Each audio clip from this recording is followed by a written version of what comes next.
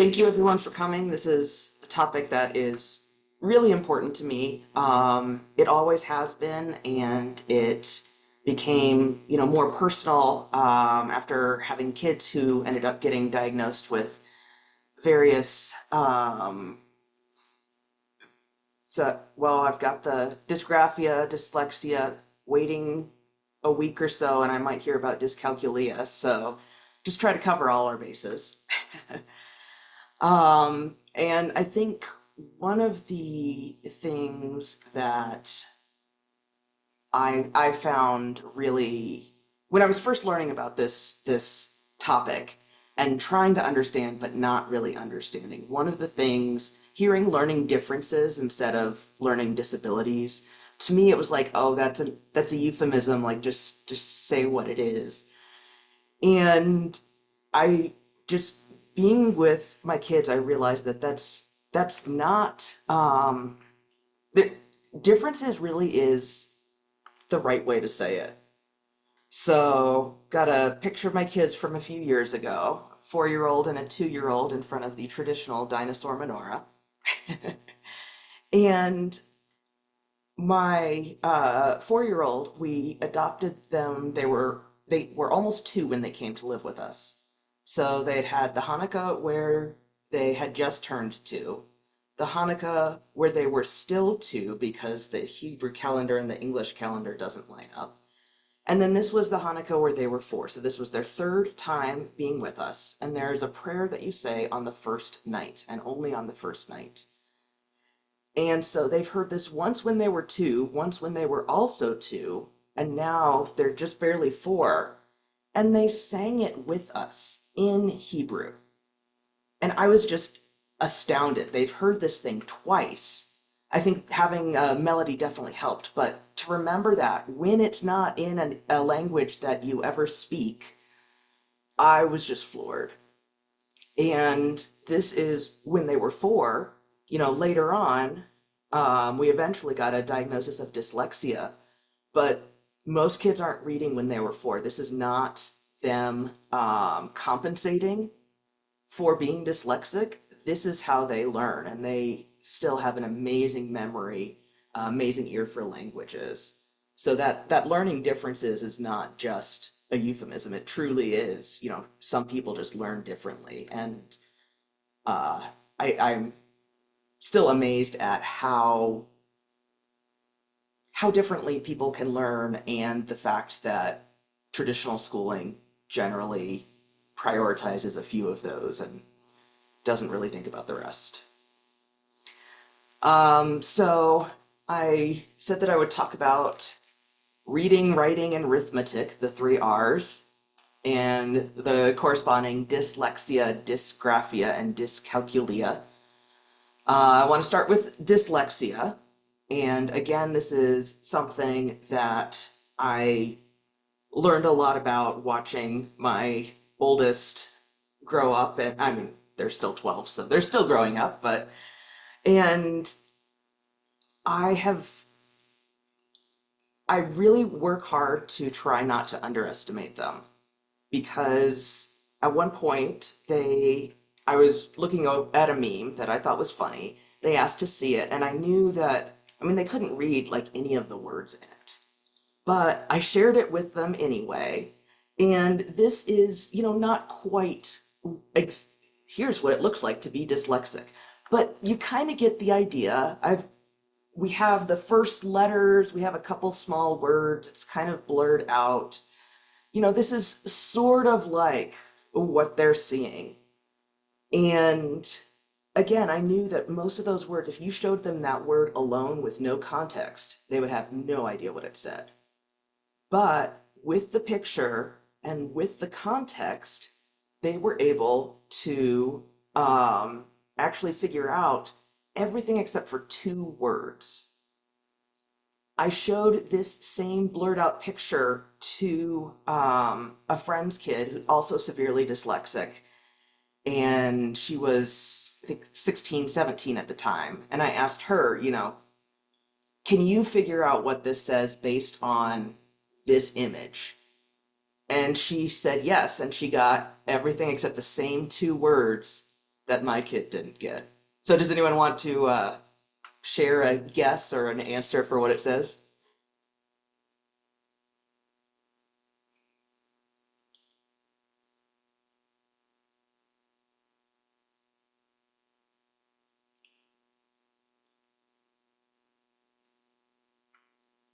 No worries. I wouldn't have gotten it. So, I feel it. Okay, oh. go ahead.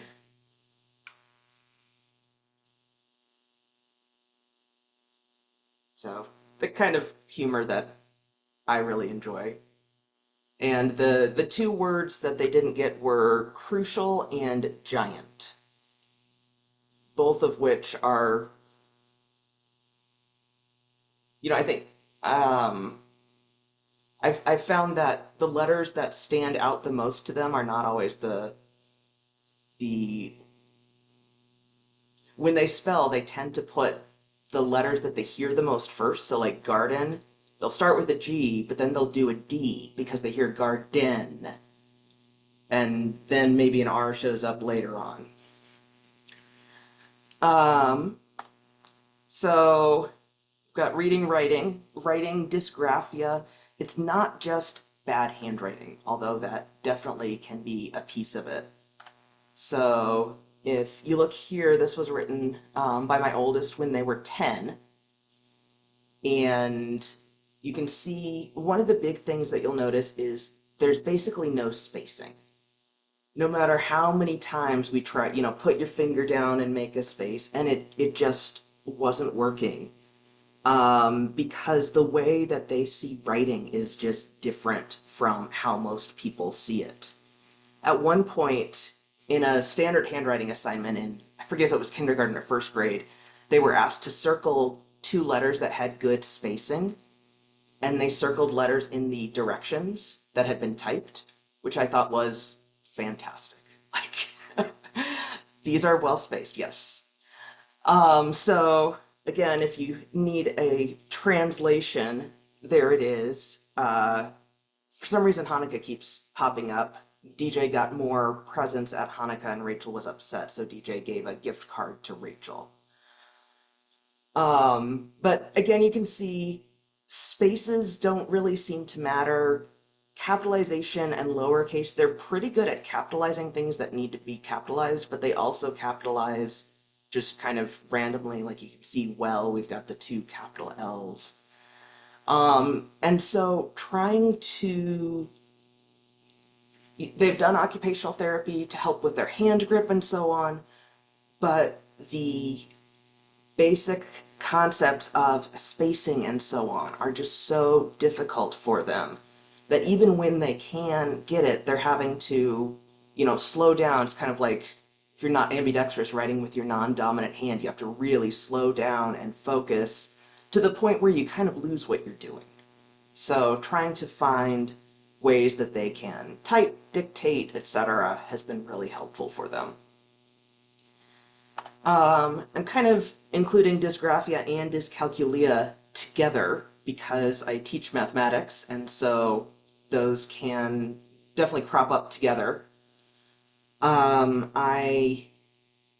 This is an example of the first part of a quiz that I used to give, and yes, I'm teaching college students fractions. It's, our most remedial class, but we have a lot of students who haven't gotten it, and it is amazing to see them finally get fractions. You just have to come up with a different way of looking at it. So this is what I originally would give, but if you imagine someone who's writing like this, and I have had one student whose handwriting was roughly on par with this, the writing ends up all over the place. They might write too big and then too small. They might go off into the margin and go off into the margin. And just keeping track of things can be very difficult. So what I did was, first off, I started simplifying the directions, but I also gave light grids and answer boxes. That has been really helpful, both for my students. Some of them use the grid exactly like it's lines. Some of them sort of use it. Some of them completely ignore it, which is fine. Having their answers all in the answer box is a great way for me to find their answers really easily. And having, improper fraction, mixed number, just having those cues makes it so much easier for students with um, dysgraphia, dyscalculia, and dyslexia for that matter. You'll also notice that I bolded all of the numbers in number one, especially with a longer word problem. Bolding the numbers makes it so much easier for them to kind of refer back to it. So I try to use a number of different ways of emphasizing the important parts. So here you can see the original directions and then the simplified directions. So trying to take out words, like please solve the following equations. Well, they're not going to try to solve the equations above. Of course they're solving the following equations. You don't need the word following in there. So trying to take out words that really aren't necessary and simplify. I also went from a serif font, which has those fancy curly cues and things at the end of the letters, to a sans serif font, which is easier to read. And here again, we've got our example of number 2 before and number 2 after, just giving a lot of kind of guidance in terms of how to do it. They're still having to do the problem, but now it's clear, oh, your answer should be an improper fraction. The box is, there's this bounding box that they find helpful. They can still write outside it, that's fine, but it gives them something to start with. And after giving an exam kind of before changes and then after changes to a class, I asked for feedback, did this make it easier? Did this make it harder? Did this? And every single person except for one said it was easier. And that one person said, it didn't really make a difference, but I know it helped some other people. So it was a really, really drastic improvement in how they found it, and for me, just grading it was so much easier. And one of the things about this is that some people maybe didn't need the grids, but it doesn't hurt to have them. And that's why I wanted to check. I wanted to make sure that people didn't find them distracting or anything. And again, it's, sample size of one class, but I haven't had anyone bring up any issues. Kind of along those lines, there's a comic that I really like, and here you can see, an adult is shoveling the snow off the stairs. There's a ramp that still has a ton of snow on it, and a bunch of kids waiting to go up the stairs, one kid in a wheelchair asking to shovel the ramp, or asking the adult to shovel the ramp. And, it makes sense. The adult says, well, the other kids are waiting to use the stairs. There are 7 of them, maybe more, 7 that we can see. And when I get through shoveling off the stairs, then I'll clear the ramp for you. And, I can definitely see where this adult is coming from. That makes total sense. But then the student says, well, if you shovel the ramp, we can all get in. To me, that was just really, really powerful because, you don't need to have 2 ways to do things if one of them suffices. You don't need to make, oh, I'll make an extra copy of the test that people can request that's more accessible. Well, just make it accessible. And, not only do some students not want to out themselves, but some students don't even realize that they might do better with something or that they might have issues. I've had students with, visual processing disorder and things like that, or I definitely can't diagnose, but people who have had issues that look a lot like visual image processing disorder, and giving them some of the tools that as an option has made a difference for them. Want to talk a little bit about Zoom, which we are, of course, on. And I think the classic way of thinking about Zoom is this is a way for students who are not able to come to the classroom to be in the classroom if you record your classes on Zoom. And that's definitely true, especially I live in Montana, so it's like, well, everything is ice, and you're supposed to drive an hour, and an hour on ice is longer than an hour, so stay home and watch this. Okay. Or if they're sick. It's also really helpful for people who have low vision because even when they're in the classroom, they can pull up Zoom, pull up the smart board on their own device right there. And so they, instead of having to squint at the board however far away, they can see it right there on their screen. That's also helpful, like I talked about with the visual information processing disorder. My kids both struggle with changing where they are focusing their eyes. So, for most people, if you look up at the board and read it and then look down at your paper, you almost immediately refocus your eyes. Whereas for them, it takes longer. So they have to go copy something from the board down to their paper. They're refocusing their eyes so many times. Most of us do that without even thinking about it. I mean, they may not think about it, but it just takes them a lot longer. So having the information right by their notes has made a big difference. Closed captioning, also really helpful. My grandpa was lost his hearing lost a lot of his hearing pretty early on. In the 1990s, he and my grandma would get into a chat room and chat with each other in the same house just because that was easier. And now with Zoom, that was, much better. We could have conversations and he could actually follow along.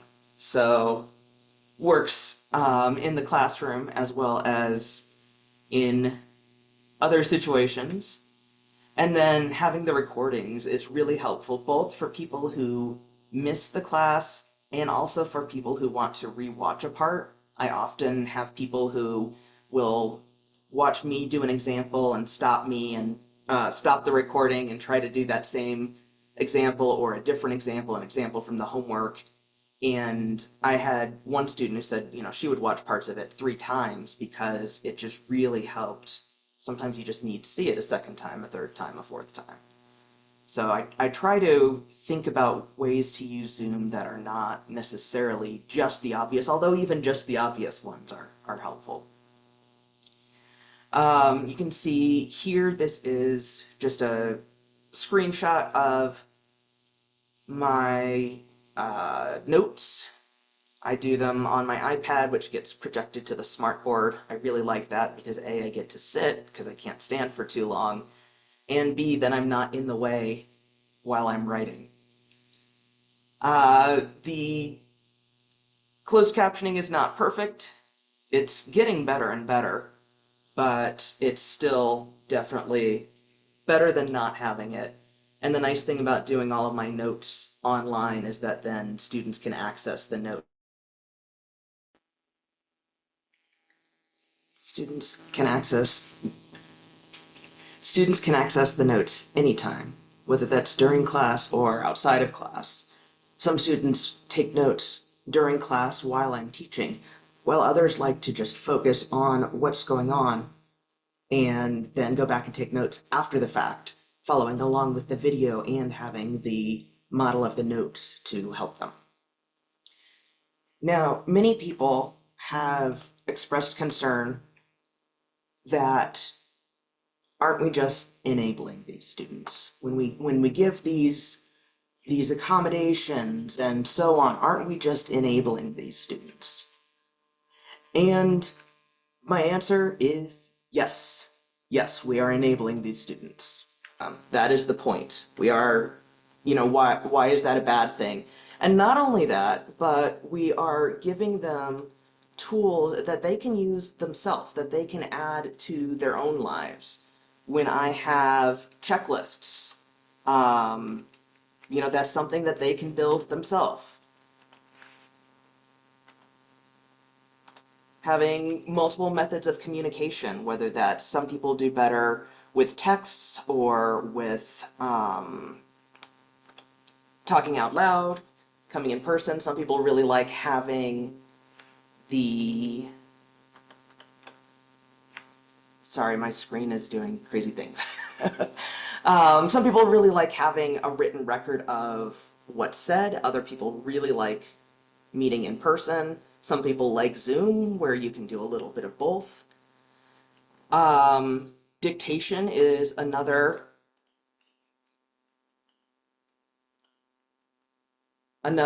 way that has been really, really helpful for some people.